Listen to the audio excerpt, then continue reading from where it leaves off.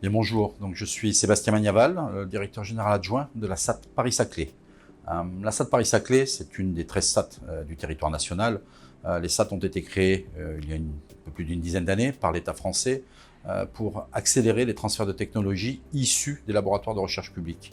Donc une SAT travaille sur un territoire donné. La SAT Paris-Saclay, comme son nom l'indique, va travailler sur le territoire de Paris-Saclay, autour de l'Université Paris-Saclay et ses composantes, et de l'Institut Polytechnique de Paris. Les SAT ont en commun un métier donc fondamental qui est cette accélération du transfert de technologie, donc d'investir très tôt dans la maturation d'une technologie. Une technologie qui a fait ses preuves au niveau du laboratoire, on va l'accompagner, on va investir du temps, de l'argent, des efforts pour l'amener un petit peu plus loin dans cette maturité technologique, donc la montée en termes d'industrialisation quelque part de ce que fera l'innovation demain auprès des domaines d'application. Donc les SAT sont véritablement un outil stratégique pour l'État en accompagnement, encore une fois, de la recherche publique pour amener les innovations du laboratoire vers les marchés applicatifs. Plus de la moitié de nos projets sont issus de la santé ou à destination d'une application de santé.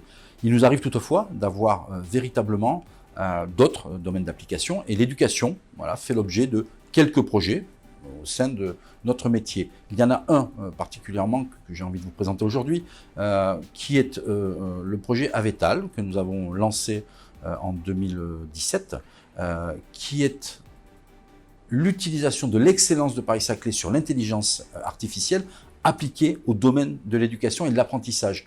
Donc il y a quelques années de cela, il s'agissait donc de prendre une IA qui était très éthique et de l'aider, en tout cas de l'utiliser à mettre sur pied ce qu'on appelle un chatbot, assez communément, pour l'apprentissage spécifiquement des élèves plutôt de tous les niveaux et des salariés aussi en entreprise. Une fois le travail réalisé, cette innovation qu'on a pu travailler avec cette brique d'intelligence artificielle du laboratoire LISN, du CNRS et de l'Université Paris-Saclay, a été transférée à une start-up qui aujourd'hui s'appelle Stelia et qui commercialise les résultats de cet investissement. Stelia, c'est aujourd'hui 25 personnes, 30 personnes, je pense même en fin d'année 2024, quelques millions de chiffre d'affaires et puis surtout, et on l'espère, un avenir assez florissant pour cette start-up. Aujourd'hui, la SAT Paris-Saclay est évidemment membre du réseau Curie pour trois raisons, trois mots pour décrire notre envie d'être dans cet écosystème. C'est évidemment le collectif, c'est une importance majeure. Aujourd'hui, les gens qui font du transfert de technologie doivent parler d'une seule voix auprès de l'État stratège, auprès de l'Europe, etc. Donc il est important de nous réunir autour de ce collectif. Nous avons tous quelque part un partage sur le mode d'expertise.